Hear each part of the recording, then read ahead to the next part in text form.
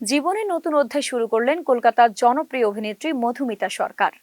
ছোটবেলার বন্ধু দেবমাল্য চক্রবর্তীর সঙ্গে সাত পাকে বাঁধা পড়লেন দর্শকের প্রিয় পাখি। আনন্দ, আবেগ আর ভালোবাসায় ভরা এই বিশেষ মুহূর্তের সাক্ষী থাকলো পরিবার ও ঘনিষ্ঠ বন্ধু মহল।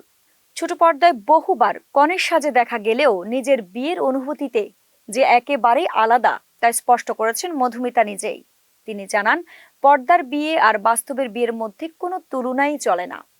নিজের বিয়েই তার জীবনের সবচেয়ে স্পেশাল ও আবেগঘন মুহূর্ত। যদিও এটি তার দ্বিতীয় বিয়ে।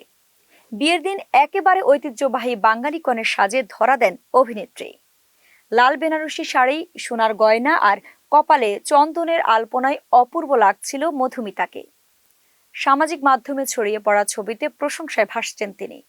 এর আগে অভিনেতা সৌরভ চক্রবর্তীর সাথে তার বিচ্ছেদ হয়। এখন এসব পেরিয়ে নতুন করে জীবন শুরু করায় খুশিতে ভাসছেন তার অনুরাগীরা।